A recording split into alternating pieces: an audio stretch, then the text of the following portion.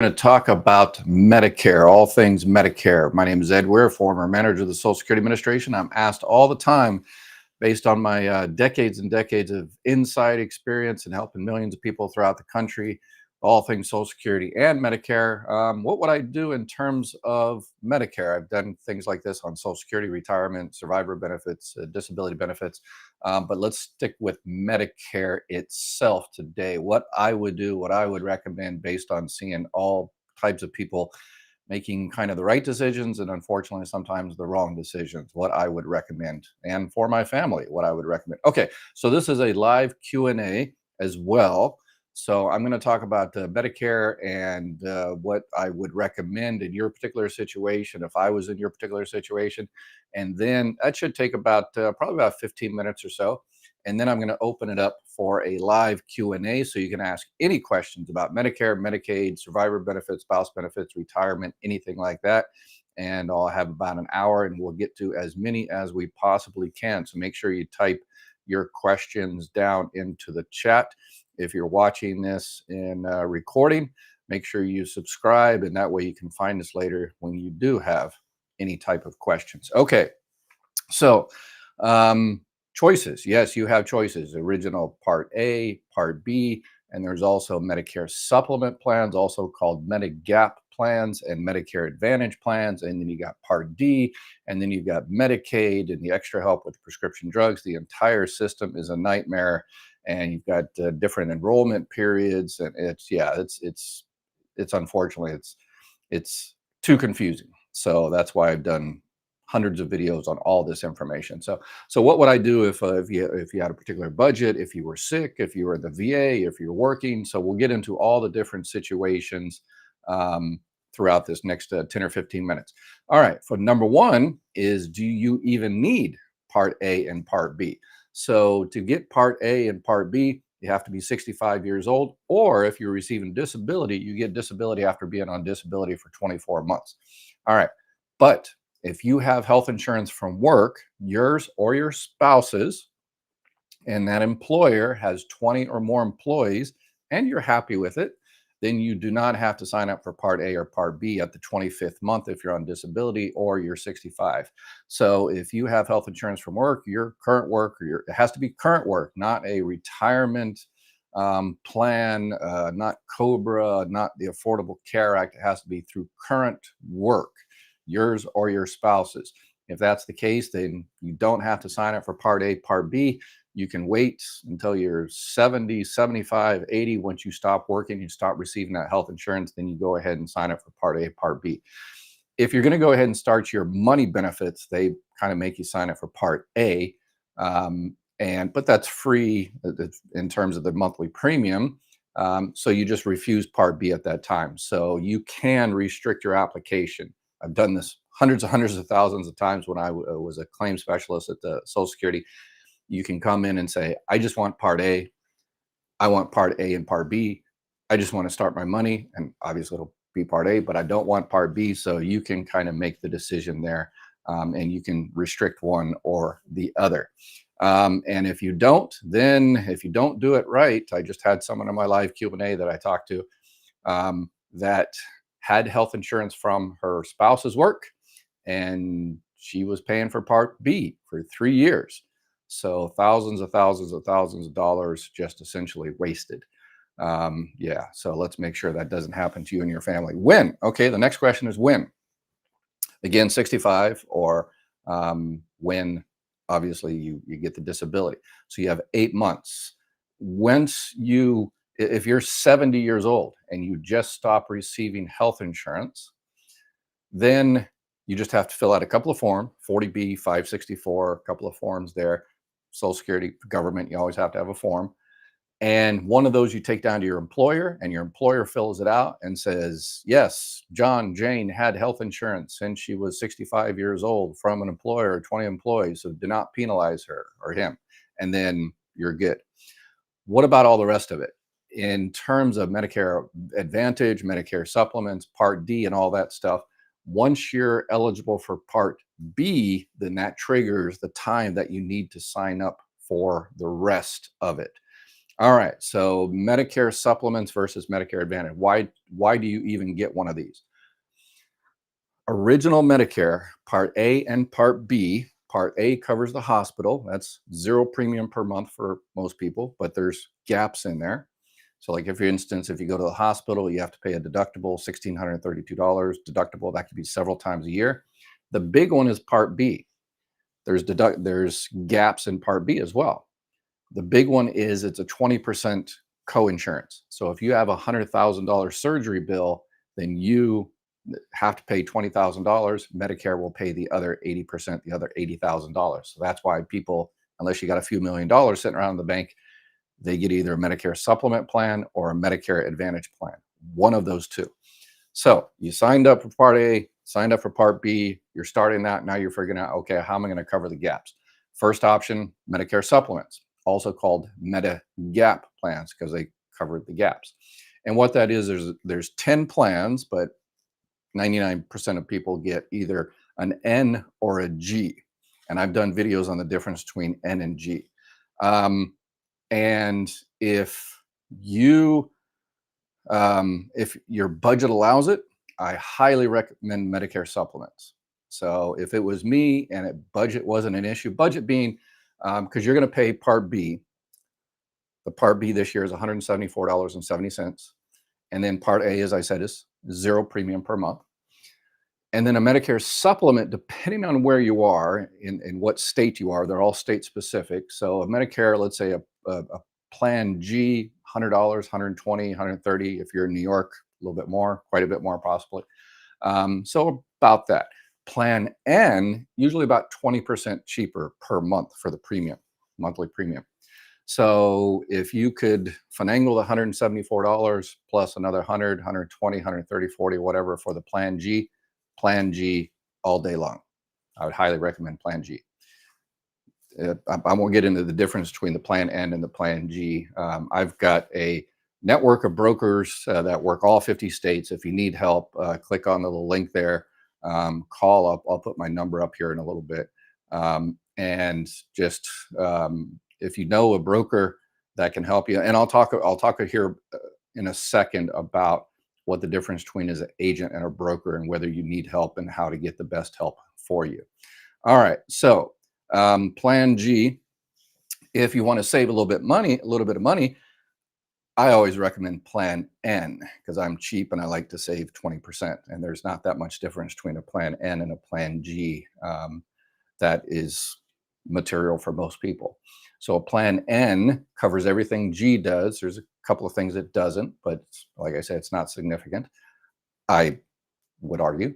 And then it's about 20% cheaper for the plan on a monthly basis in terms of the premium.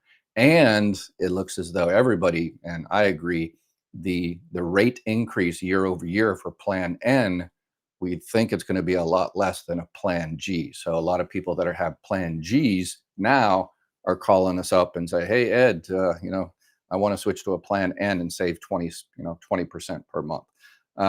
So if budget is not an issue, Plan G. If you want to save a little bit of money, a little cheap like I am, Plan N all day long. The reason I recommend Medicare supplements is there's no pre-authorizations. You don't have to deal with any insurance company, any accountant, bean counter telling you and your doctor what you need to do. And you can see any doctor that takes Medicare. So no networks.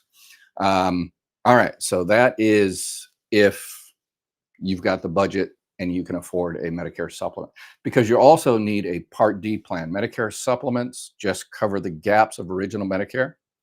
There's no dental or vision, and there's no Part D. So you'll have to get a Part D plan separate, and those change every single year. So you just find out, you get your prescriptions and you find the Part D plan for that particular year that's going to cover all your prescriptions and save you the most money, and get a dental and vision if you so desire. All right. So, but if budget is an issue, and I also recommend Medicare supplements even if budget is if you can afford it, but it's kind of tough, but you're sick, then I would probably recommend a Medicare supplement as well, because you don't have to deal with insurance companies delaying your authorization or, saying, you're old Marine Corps, why don't you just go walk it off? Yeah, so those pre-authorizations. So if you're go to the doctor a lot and you've got some health issues, I would try to work a Medicare supplement plan into your budget. That way you don't have to deal with the even though it costs you a monthly premium, Medicare Advantage plans, a lot of those are currently zero premium per month, but they've got all the other charges. So you go to the hospital, they charge you a few $100s. If you go to, depending on your particular plan, your particular part of the country, if you go get a CT or MRI, you go to see a specialist that they kind of nickel and dime you. And if so, if you go to the doctor a lot, then yes, I would try your best to get a Medicare supplement and stay away from Medicare Advantage plans because Medicare Advantage has pre-authorizations and networks. But if your budget you just can't finagle an extra premium per month, then Medicare Advantage all day long. I recommend Medicare Advantage if again, you're not sick and you can't afford a monthly premium, then Medicare Advantage, that's unfortunately the only alternative. And these are only 1-year plans. So if you're going to do a Medicare Advantage plan, you have to understand, the zero premium, but you have to pay for that zero premium, and pay for that zero premium is, co-insurance and co-payments for doctors and hospitals and tests and all this other kind of stuff. So that's why you need to check your plan. There's a lot more work you have to do when you have a Medicare Advantage plan. You need to check those every year. In October 1st, when the new plans come out, you should definitely change your plan because your plan expires December 31st at midnight. You're like, no, I've had the same plan for years. No, no, no. You've had the same card and the plan name is the same, but all the underlying details are probably quite a bit different, and you don't know until, unfortunately, How do you choose a Medicare Advantage? Oh, number one, you find one that has your doctors because there's networks. You find one that has your doctors, and then most of those Medicare Advantage plans do have Part D wrapped up in them. So you get one that has all your prescriptions, and also, that's going to save you the most money. And a lot of those also have some level of dental, vision, and hearing and stuff like that. So um, more work than a MediGap plan. You have to check those on a yearly basis. And again, one of the things is you pick XYZ Medicare Advantage plan in your particular area, and you say, I really like the company. It's got my doctors, and it's got my prescriptions and stuff like that.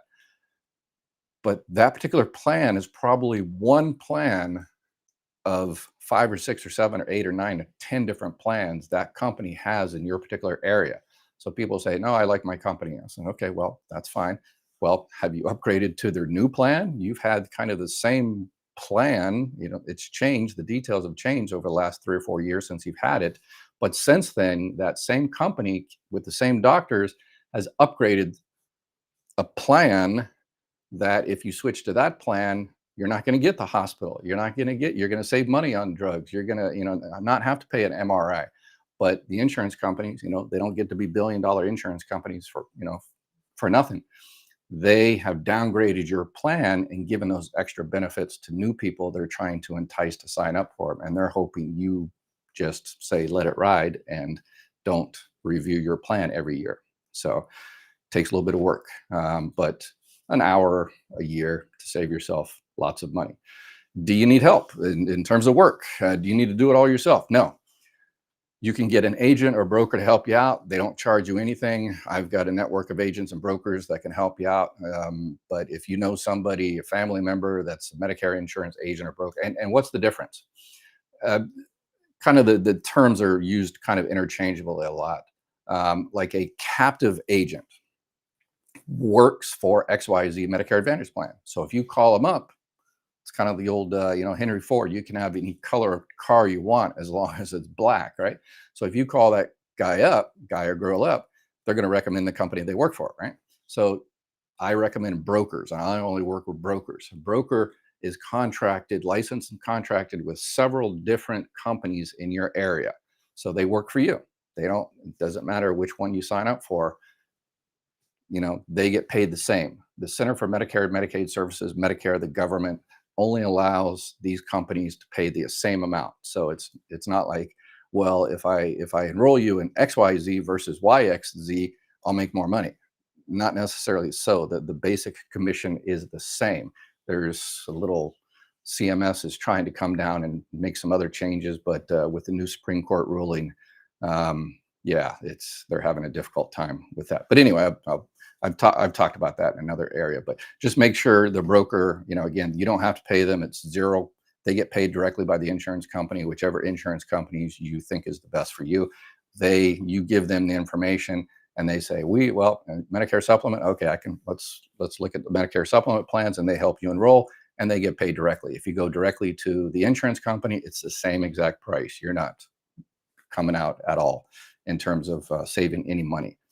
Medicare Advantage also has different types of plans. There's called CSNPs, chronic special needs plans. If you've got diabetes, heart conditions, there's separate plans that are more focused on those type of people, that a little bit extra benefits and help there. There's dual plans. So Medicare is the national program that you go down to the Social Security Administration and sign up for Part A and Part B. Medicaid is the state program. It's funded with federal dollars as well, but it's a state welfare-based program. So if you're having, for instance, difficulty paying for your Part B premium, you can go down to the state, local, the Department of Social Services, Department of Welfare, and sign up for Medicaid and say, hey, can you pay for my Part B? So you can have Medicaid and Medicare. And if you have both, then you can sign up for, which I recommend in this case, is a Medicare Advantage dual eligible plan. And you usually a lot more benefits there, depending on your area. There's also Part B give back plans. Usually those are kind of directed to like veterans and stuff, but anybody can sign up for them, where they actually pay for part of your Part B premium. So anywhere from $10, $50, $100 to all of your Part B premium. So you kind of get your cake and eat it too. And the big time in terms of signing up for these is in October. For Medicare Supplement plans, you can change your Medicare Supplement plan any time of the year. So if you have a Plan G that's starting to get expensive, you can switch to another Plan G. If you have a Plan G and you want to switch to an N to save a lot more money, then you can switch to an N. You can do that any time of the year. So give us a call and we can help you out as well.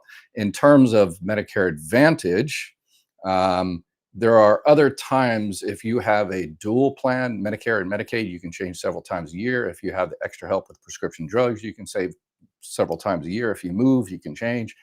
But other than that, most of it's through October. It starts October 15th through December 7th, and that's kind of the yearly annual enrollment period.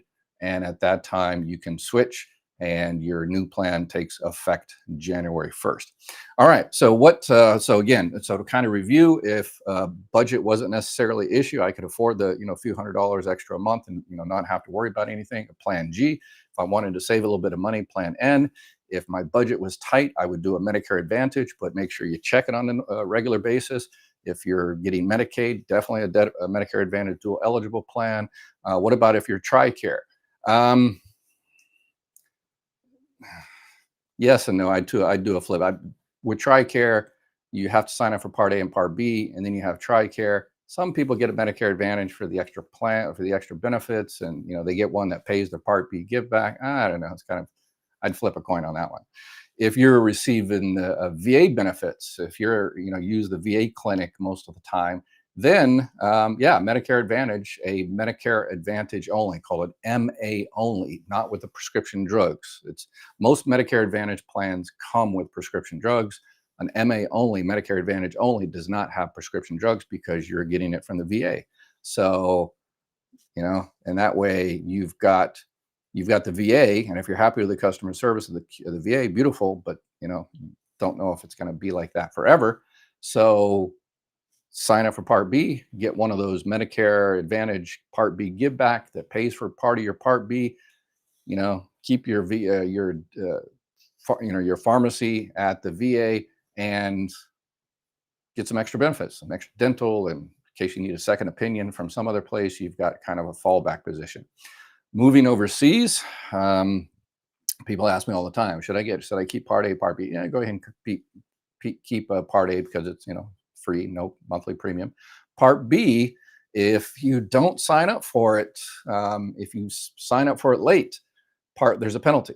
10% for every 12 months you did not sign up for Part B for the rest of your life. And a lot of people say, I've never come back to the United States. If that's the case, then, refuse Part B. But unfortunately, a lot of people eventually come back because they're sick or homesick or the political situation in the country. And if you don't sign up for Part B, then you're going to get penalized forever. And you can't sign up for it. If you miss your enrollment period, you can't sign up until January, February, March. So unfortunately, a lot of people get sick in July and then they're out of health insurance for 6 months or so until their Part B starts. So those are my recommendations on all of that. And if you got any questions on your specific case, because don't just follow the person next door. Oh, I talked to Bill next door and he has this Medicare Advantage plan. He's really happy with it. He's got Medicare Supplement. So I'll go ahead and copy that person. No, everybody's different. That person might have a better budget than you, got some money stuck away. They have different doctors, they have different medical, issues. So I would not just kind of, unless you're twin or something like that, I would, case by case basis. All right, let's answer some questions here. So if you got any questions, make sure you type them in. All right, Mary, I have 2 ex-spouses as I was married to both for over 10 years. The first one is only 61 and the highest earner. Will I be able to draw ex-spouse benefits from him, although he is not over 62? No, he has to be 62. And remember, he doesn't have to have filed. I try to mention this in almost all my videos because there's so many people out there missing money. Independently entitled divorced spouse.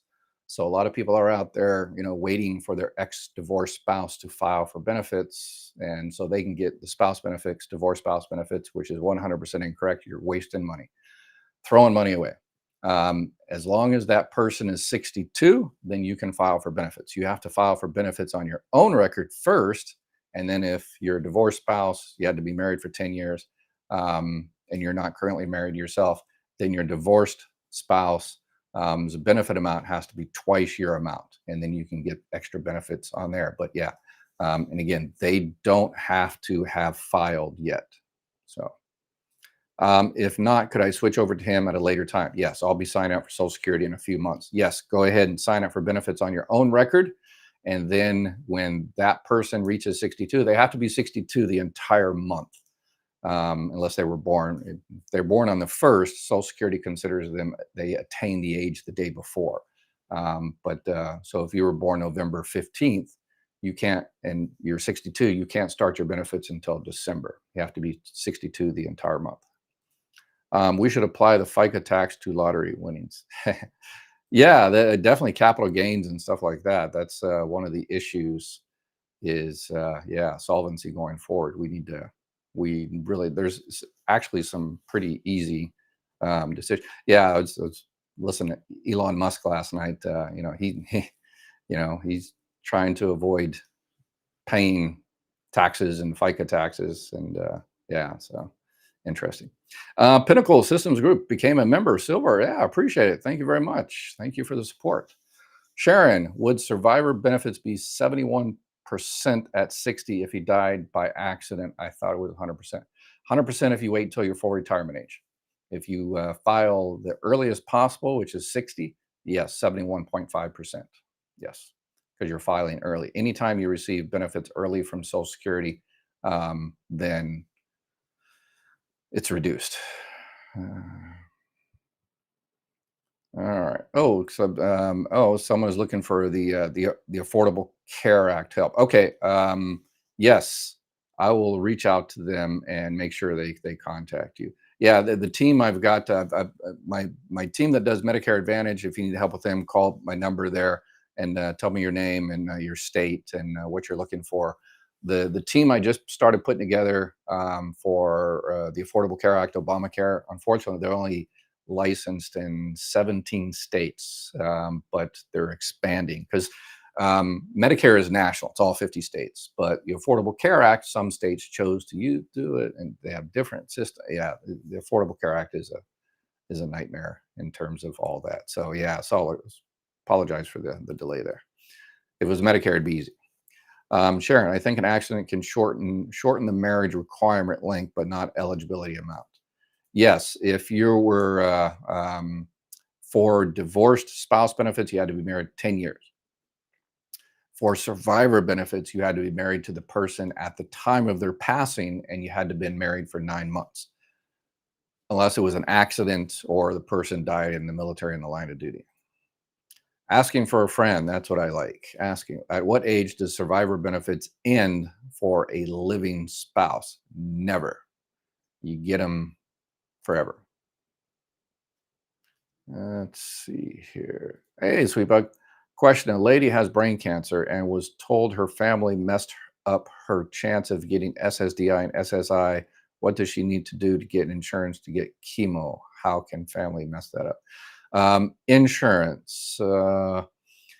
Yeah. In terms of pre-existing conditions, the only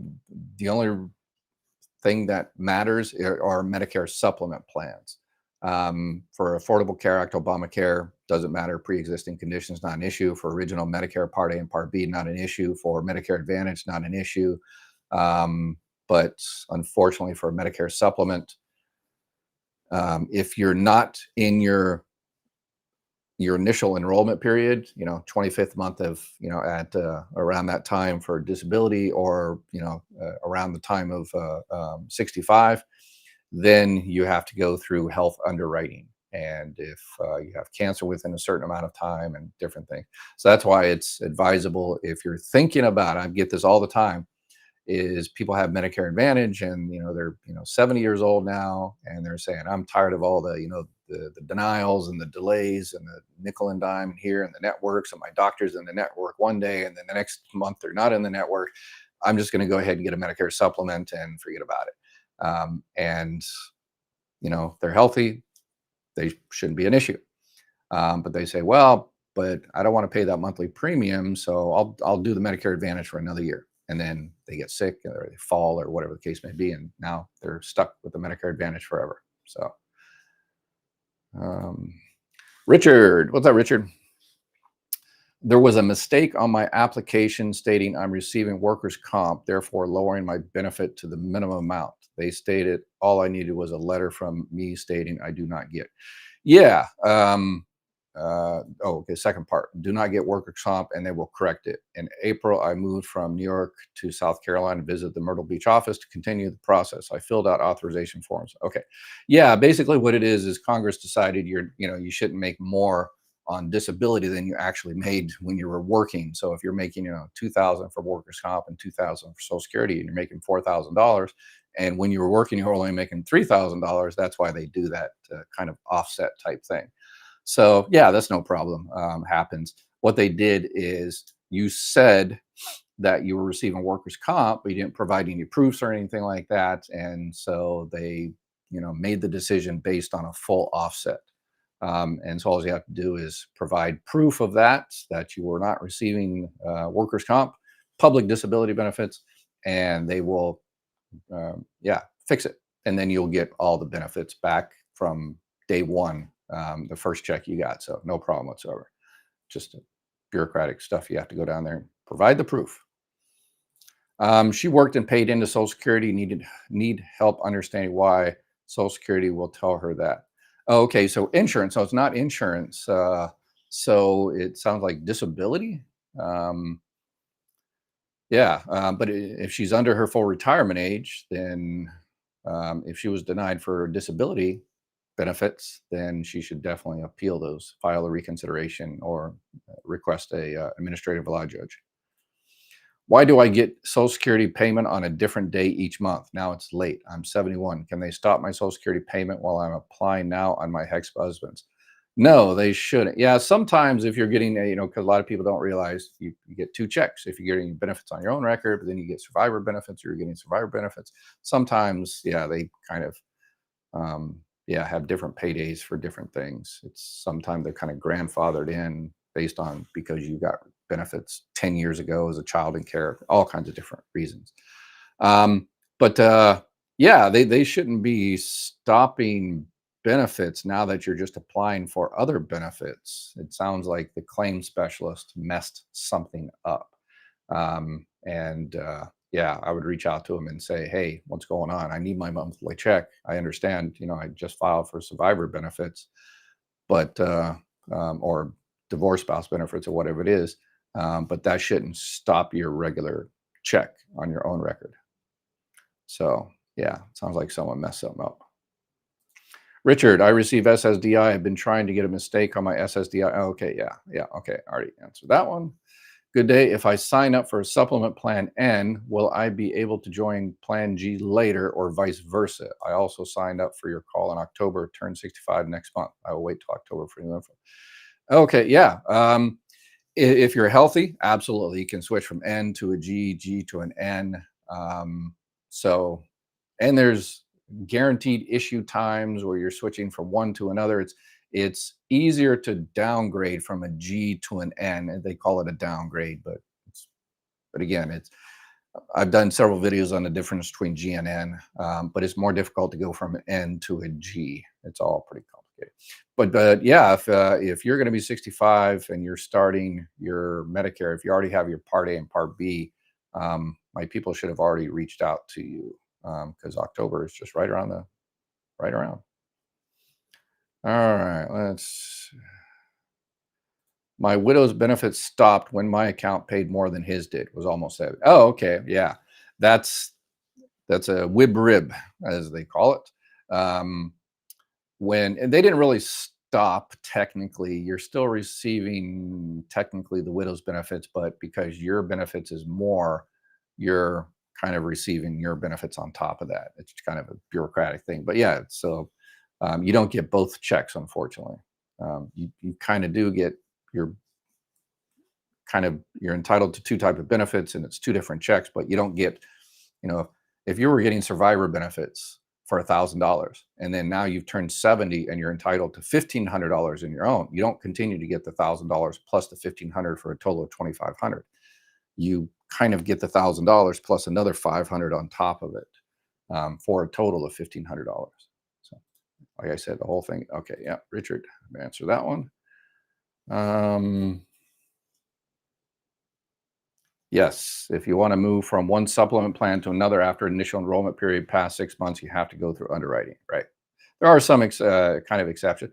There are going to in Medicare Advantage. You see it in the news all the time. A lot of people are a lot of clinics and hospitals are dropping Medicare Advantage plan because they just tired of the denials and the delays and the price gouging and all the rest of it. So a lot of people are unhappy with that. And this year, 2025 is going to be a big one in terms of all the changes. So this is definitely, if you haven't checked your Medicare Advantage plan in a while, this is the time to do it, in 2025, because there's a lot of changes with the Inflation Reduction Act and the Part D, and the CMS has come down with new regulations for the insurance companies. So they are pulling out of areas. So millions of people out there are going to receive letters next month that say, yeah, we're pulling out of your area. We're just not making enough money from you. Bye. And then you're going to be stuck. So,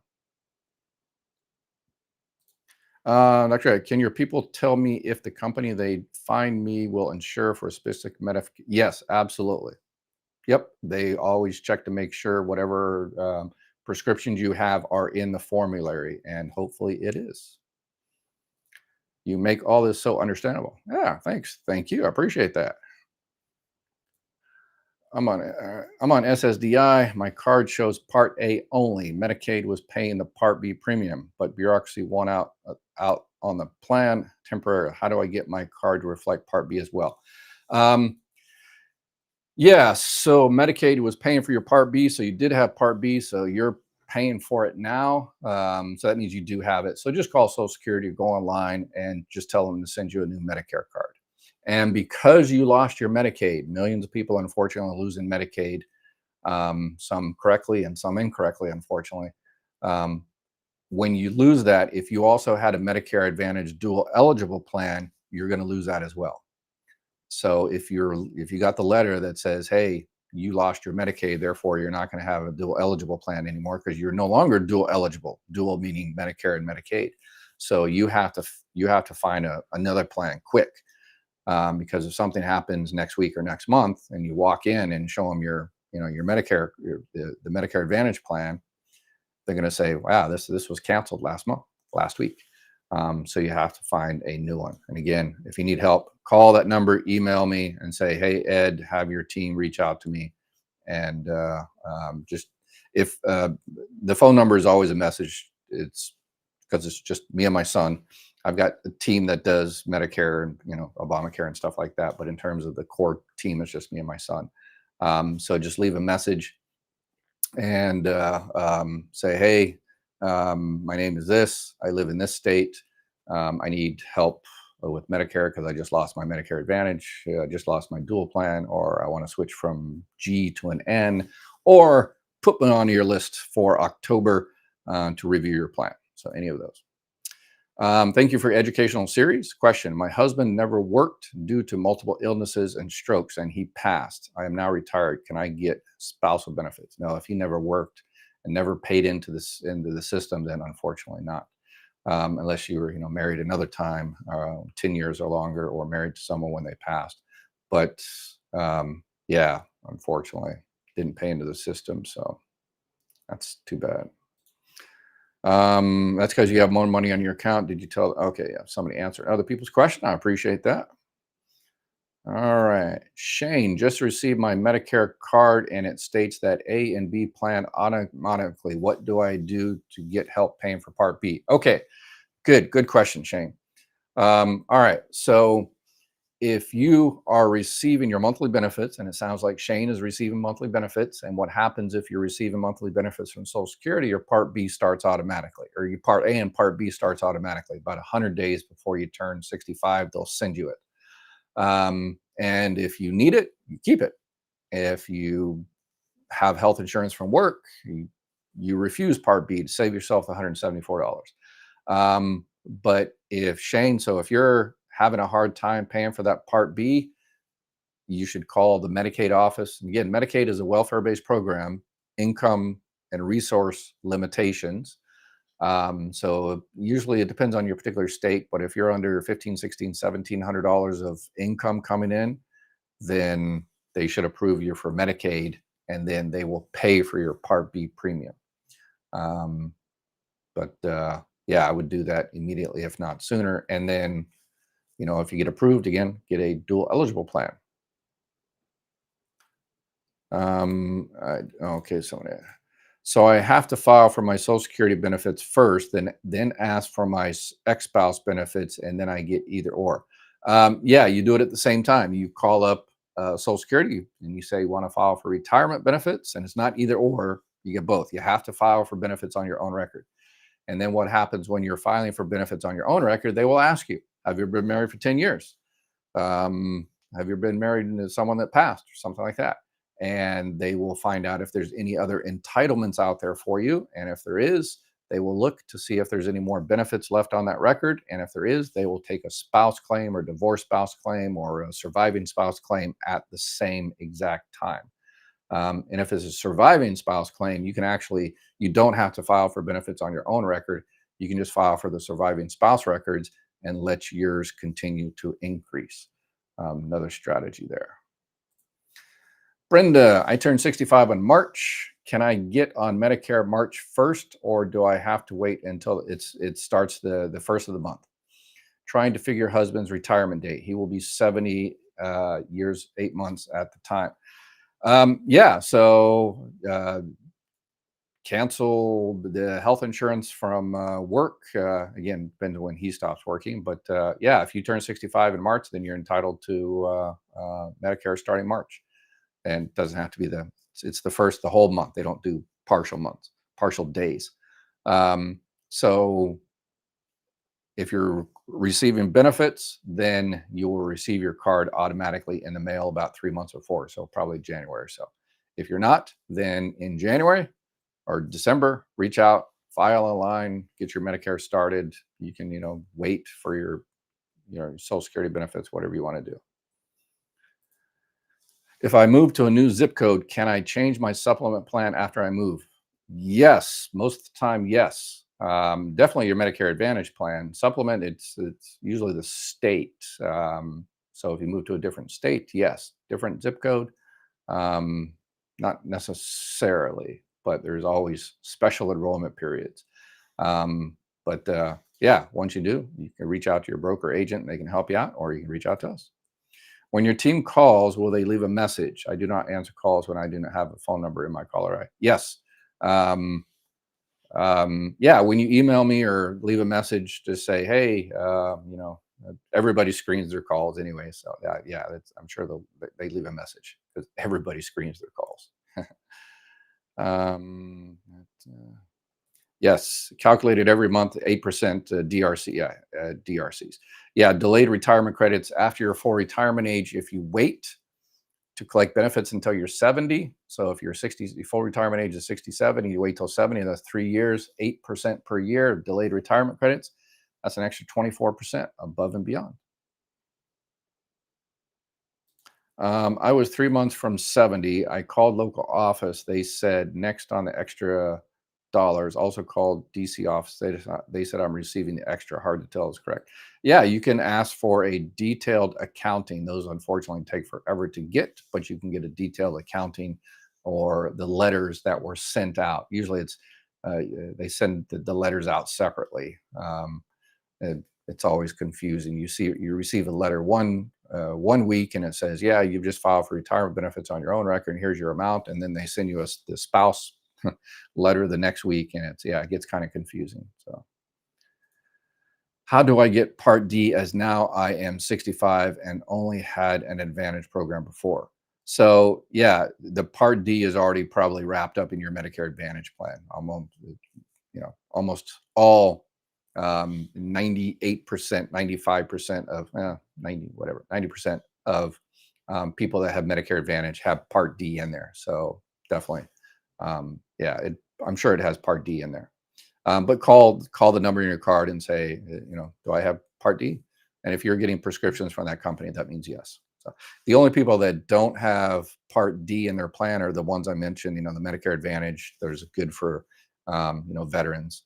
Those are usually called like Patriot plans or Honor plans because they're just the Medicare Advantage only and no prescription coverage because they get their prescriptions from the VA, and the VA can negotiate prices, but Medicare is not allowed to negotiate prices. Now they're finally able to negotiate prices, and it's always been crazy. But pharmaceutical companies rule the world. What are we going to do? Let's see here. What medical conditions would prevent me from being able to get Plan N? Heart disease, dialysis, sometimes cancer treatments, AFib, but each company is a little bit different. So I always say to check it out, try it, and they don't do kind of I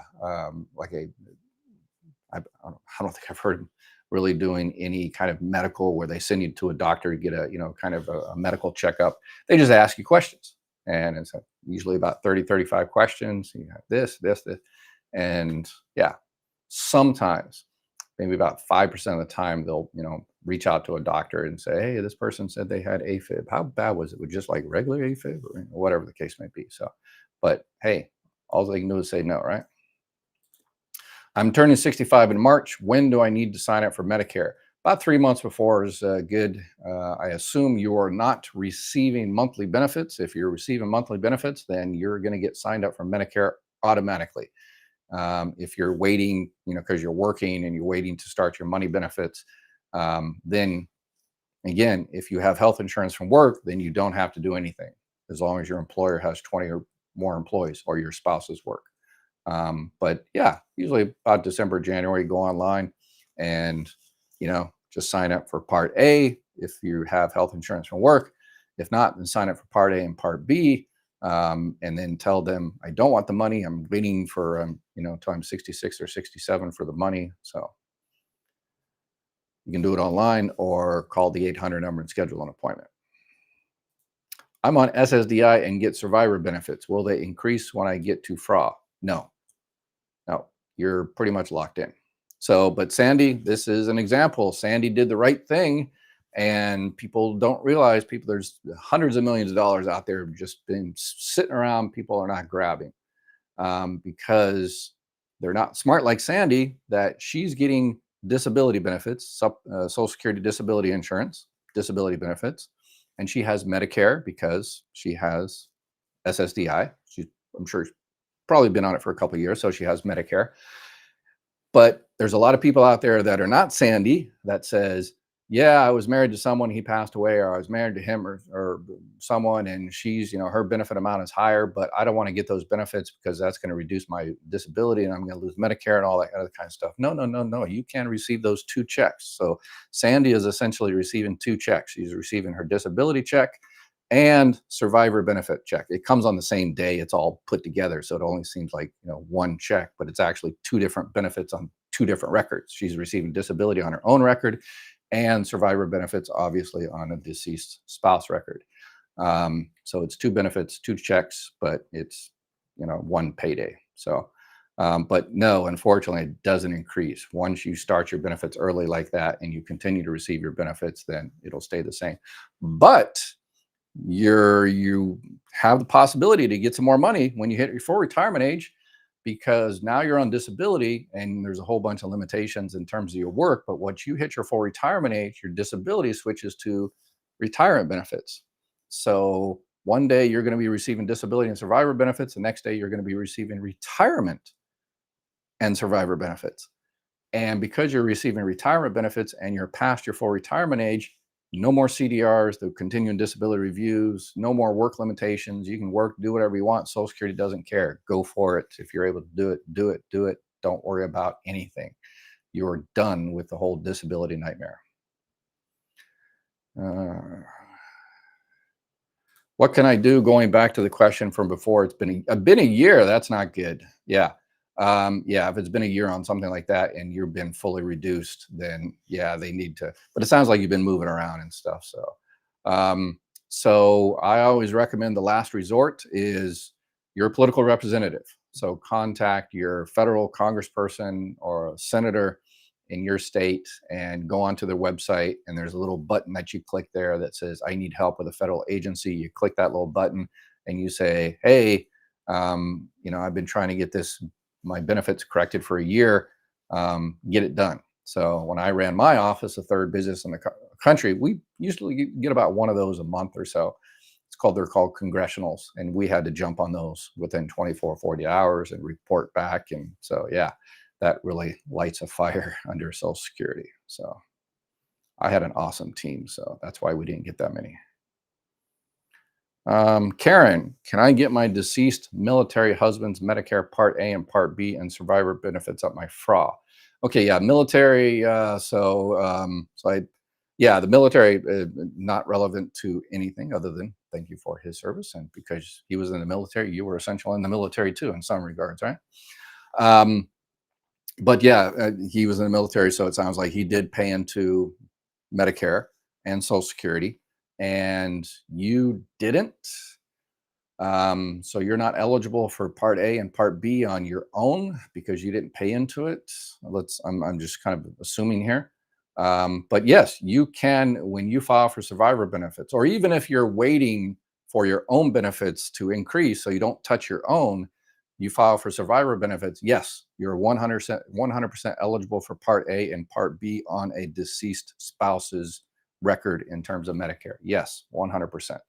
And then later, once your benefit amount is more than what you're receiving on survivor benefits, then you just switch over to yours and get the more money. And they usually switch over give you a new Medicare number sometimes.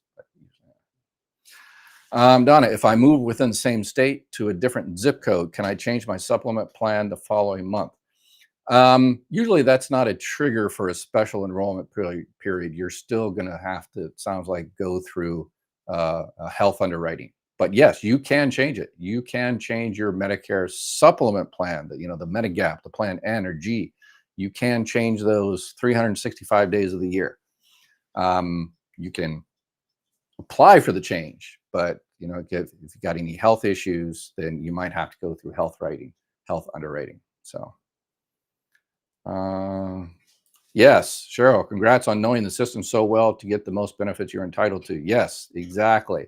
And unfortunately, there's so many people out there that are not getting, the independently entitled divorced spouse, the work and this, all this kind of information that, it's too confusing. That's why I've done over 700 videos and I continue to do these live Q&As, but none of this helps unless you press the button, like and subscribe and share, and teach this stupid AI algorithm that this is important information that needs to get out there. So let's see, Chris, wait, Ed. If a Medicare Advantage plan pulls out of a state, isn't it an open enrollment with underwriting time? Yes, I heard you say if they pull out, you're out. No, if they pull out of a state, you're out. I meant you're out of luck in terms of, the company is saying, yeah, we're not making any more, we're not making money in your particular, area. So bye, you're out of luck. But yes, then you can switch to another Medicare Advantage plan. You don't have to wait, to enroll. Medicare Supplements, because Medicare Supplements, a lot of those are restricted by the states, and different states have different rules. There's like birthday rules and anniversary rules and all kinds of different things. So if you receive that letter, usually on the letter itself, it says, Congress, or excuse me, CMS, Medicare says, when you cancel somebody's plan like that, you have to let them know of your options. So the letter will say, because of we are pulling out because of X, Y, and whatever reason, you now have a guaranteed issue, and make sure you keep that letter. So, and that way, when you apply for an N or a G or whatever the case may be, you've got that letter that says, I don't have to go through health underwriting because I've got my letter here that says the company pulled out and I have a guaranteed issue. So yes, thank you for making me correct myself or expand. Thank you. Appreciate it. You guys are awesome. Underwriting after 6 months. Yes. Yes.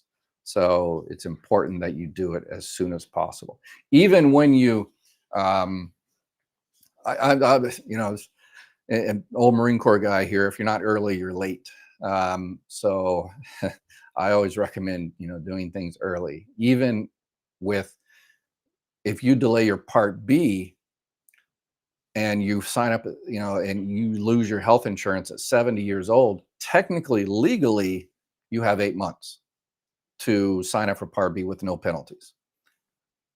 I always kind of ignore that because, people, I have 8 months, and then one thing leads to another and they completely forget about it. And then there's a delay. So I always once you lose your health insurance from work, you're going to lose it next month or 2 months from now, sign up for Part B, and then tell Social Security, I want my Part B to start September 1st, because, you're losing your health insurance from work October 31st. So you lose one day, and the next day your Part B and everything else starts up the next day, because you know what happens the 3 days you don't have health insurance? Yeah, that's when you get sick. So, or fall, or, whatever, bit by the neighborhood dog. I pulled the trigger today and filed for SSI. I've been taking Medicare for about 2 years. I didn't see any place where to put your service dates, so I placed them in the note. Time to get approved. Okay, yeah. So SSI, you're probably talking about regular Social Security. SSI is the welfare-based program, which you're eligible for Medicare, so you're probably just regular Social Security. Yeah, this should have been in there. Online. If you're filing just a regular, I've been on taking a Medicare for about 2 years. So you filed for Medicare first. And you're receiving that, and now you've stopped work or you reach your full retirement age. Yeah, on the online application, it should have had it on there, but they change it all the time. But maybe because you filed for Medicare originally, on the second application, maybe it doesn't have it on there because they thought you might have included it on the first. But they should definitely fix that. I agree. I have learned a lot today. Good. There we go. Irma is a thorn in my side now. Yes, Irma, there is not a penalty, but it's extra premium for high wage earners. Income related monthly adjustment amounts. Irma, And it's basically based on 2 years ago. If you made over $103,000 if you're individual, if you made over $206,000 if you're married, even if that is selling a house after the exclusions, income or anything like that, then you'll pay an extra premium for 12 months. But if you were making, $300,000 2 years ago, and they apply that IRMA, and now you have to pay $200 or $300 extra a month for that Part B, but you have since stopped working, then you have what's called a life-changing event, and you can fill out a form, SSA 44, and say, "Hey, I stopped working." So they will fix the IRMA and give you all your money back. I'll sign up 3 months after I hit D date, 65 for Medicare. Yes, perfect. Oh, 3 months after DD. Yeah, yeah, you have for Medicare, you have a 7 month period to sign up for Medicare at your 65th birthday. 3 months before, that month, and then 3 months after. Yeah, there's so many special enrollment periods and general enrollment periods and initial enrollment periods, and oh my gosh. Are there veterans programs that help with the 174 costs for my spouse and I? Not veterans programs per se. There's the Medicaid, which, again, income, and then there's the what I mentioned, the Medicare Advantage Part B give back. It's basically the CMS Medicare, the government allows these Medicare Advantage plans to pay for part of your Part B premium. And so, but here's anytime that people are thinking about those, because people say, well, pay for my Part B premium. I like that. Um, but, again, these insurance companies don't get to be $1 billion insurance companies because they're stupid. If they're just going to pay for part of your Part B, you sign up for them and they start paying for part of your Part B, $100, $150, all of it, you know, they've done their math. They're going to find other areas to take that from. So, if you get sick and go to hospital, you might have to pay 2 or 3 times what anybody else would. If you have an MRI, 2 or 3 times, you have a CT scan 2 or 3 times, you have to pay for, this, that, and the other. So if you're young, 65 and healthy, yeah, get a Medicare Advantage Part B give back for a year and save yourself $174 times two. That's $300, over $3,000 for the first year there. You've saved. Take a nice vacation to Hawaii and stuff. Don't get sick. And then the following year, if you're still super healthy and all that kind of stuff, just let it ride. But then, then I would reconsider later on when I'm not getting this, not getting any younger. So then switch to a plan that covers more of your health care. So yes, that is because, all right. None of these companies are giving you anything because they're nice and sweet and they're so altruistic and all that other kind of BS. That money that those Medicare Advantage plans are giving you, the Part B give back, the dental, the vision, the gym membership, that's your money. That is all your money. All that money you paid into FICA. FICA is, part Social Security and part Medicare. All that money you paid into FICA for decades and decades and decades. It's in Washington, Fort Knox, or wherever. And when you sign up for XYZ Medicare Advantage plan, they take their cup and they head to Washington and they say, hey, Mike and his wife just signed up for our Medicare Advantage plan. Give us their money. So your money that you paid into FICA, Medicare, all those decades, the government gives that partially every year to that Medicare Advantage plan. And that's what they're using to pay for your Part B and your dental and vision and all that kind of stuff. So that's your money. That is your money. So get it back. Make sure you are smart every single year and review your plan. And if you review it, make sure you use it. Medicare came out with a new regulation. We all hate regulations, but I think this is an awesome regulation. They have seen that Medicare Advantage plans offer all these, cool little bells and whistles, gym membership and dental and stuff like that. But then they looked at it and said, you're offering these benefits, but people aren't using them. Why? Are you making it too difficult for people to use them? Are they just crappy, benefits, or are you just not notifying them that they're available? Whatever the case may be. So Medicare, starting next year, you're going to get a letter in June. If you have a Medicare Advantage plan, you're going to get a letter from your Medicare Advantage plan in June, and it'll say, "Hey, Mike and wife, you have XY plan with us, and it has $1,000 worth of dental and a gym membership, and we just want to let you know that you haven't used the dental and the gym membership, and it's there for you," to make people aware of it. And that's one of the reasons that Medicare Advantage plans are dropping out of some areas, and being so much turmoil because the CEO can't afford that new yacht that he wanted. So yeah, they're doing all that kind of good stuff. All right, I'm not sure if this is redundant, but being that you are short-handed, I think Penelope would be a wonderful asset to your team. Yeah, Penelope is always spot on. Yes, I agree. Oh, good question. Here we go. Keith, what is a PPO? All right, so a PPO and an HMO. So when you sign up for a Medicare Advantage, those are kind of your two basic options. If you have a Medicare Supplement, it doesn't matter. You're as I always say, and if you have a Medicare Supplement, a Plan N or the Plan G, your network is America. 95% of doctors and hospitals and clinics throughout the country take Medicare Supplement. So if they take Medicare, then you don't have to ask them if, hey, I've got XYZ Medicare Plan N. They don't care. If they take Medicare, everything else is done. But a Medicare Advantage plan, there's networks, and there's two basic types of networks. There's the HMO, Health Maintenance Organization, and those are contracted kind of with the insurance companies, all negotiated differently. But those are the network is really a kind of doctors and hospitals and clinics that have kind of really close to the insurance company. So the insurance company usually saves a lot of money by using HMO. PPO, those are people who are kind of outside that company's network, but still accept that plan, but it's going to cost you more. So if you're in a larger city, I would recommend HMO because you probably have a bunch of choices. But if you're out in a rural area, out in the country, out in the desert, then a PPO is probably going to be your only choice, and it's going to cost you a little bit more because there's not that much choice, in terms of, like, there's not a really good HMO network. So you'll have to go to all kinds of other places, and unfortunately, it's going to cost you a little bit of money. So if you're going to save money if you have that choice, again, you do it based on, you pick a Medicare Advantage plan. The number one thing you do is base it on your doctors.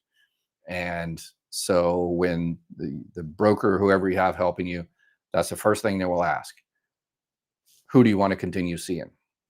And then they will look for a plan that covers as most of those doctors as possible. And unfortunately, those are fluid. It's terrible. You sign up for a plan in October, and the doctor is in there and everything is good, and then January comes around, the doctor is no longer there because the doctor decided to leave in December. And even if you call the doctor's office and say, hey, do you take XYZ Medicare Advantage plan? They might say, oh yeah, we take that, the front in person, but they might not know the doctor is thinking about changing. Or, yes, we take XYZ Medicare Advantage plan, but there's 10 different plans in your area of that same company. So they might take 9 out of the 10, but not yours. So the whole thing is a nightmare. So yeah, there's that. All right, it's over an hour. I'm going to get to people I don't recognize here and answer some questions for new people. Clyde, I don't think I've seen Clyde here before. My daughter is a widow since 2011 to a veteran, 100% compensation benefits, VA. They have 2 children, adults now. One is 43. Were my daughter and children eligible for any? One is 43-year-old disabled. So a child, it doesn't necessarily have to still be a child, but a child can get benefits on a parent if the parent is receiving retirement benefits, disability benefits, or is deceased. A child can get benefits if they're under the age of 18 or if they became disabled before the age of 22. So if that 43-year-old child, the child of, became disabled before the age of 22, they could very well receive DAC benefits. It's called Disabled Adult Child Benefits. So I would definitely call and check out. Yeah, PPO is a group of health insurance network of preferred doctors, hospitals, typically has less out of pocket for the patient. Again, it's the HMO is more of a preferred less out of pocket as compared to a PPO. All right, let's see if we got anybody else here that I don't recognize.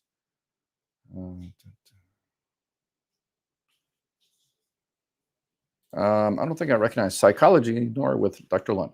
I am a Florida resident, but spent most of my time in Wisconsin. Can I get a supplement plan from Wisconsin Zip rather than my Florida Zip, which is more expensive? Would I be covered in both states? Yeah, with the Medicare supplement plan, you're covered anywhere you go. So that's also a good thing for people that travel around a lot, Medicare supplement, because you can go anywhere in the country. But yeah, if it's wherever you consider your residence, if that's Wisconsin, then you can get a Medicare supplement is Wisconsin. Yes, a lot of people have, snowbirds and stuff. And wherever you consider your primary residence, then you can get one from that particular company. And because you can go anywhere in the country you want, you're good. But remember, that's also the you have to get a Part D plan as well. So the Part D plan is a little bit more restrictive. So you have to get that basically the same time you get your residence. But if you're traveling, I'm sure, just get your prescriptions before you go type thing. All right, this will be the last one. Maria, I'll be turning 65, 2025. I'm insured under my husband's retiree plan as a wife of a retiree for life. Can I keep my insurance and not apply for Part B? Will my HMO allow that? Yeah, I'd contact your HMO. Sometime the health insurance retiree plans, once you hit 65, they mandate you to sign up for Part B because they want to save money and they want to move costs over to the federal government. So you know the deal. But remember, you can keep that retiree plan, and as long as that retiree plan, is there forever, and then the only time you're penalized for Part B is when you go back and sign up for it. Just like people that move overseas. Am I going to be penalized if I don't get it? No. But if you come back and then sign up for it, then you're going to penalize. Same thing with you. If 10 years from now, your insurance company or your work or whatever goes bankrupt or insolvent, then then you'll have to sign up for Part B and you'll get penalized 10% for every 12 months you didn't. But I would call your company and say, hey, I'm turning 65. What do I have to do? Do I have to sign up for Medicare Part A, Part B? And if they say yes, and sometimes it depends how good y'all negotiated that contract, they might actually pay for your Part B premium. Yeah, because it's cheaper for them to pay for your Part B premium than actually pay for your health care. So, all right, that's it for today.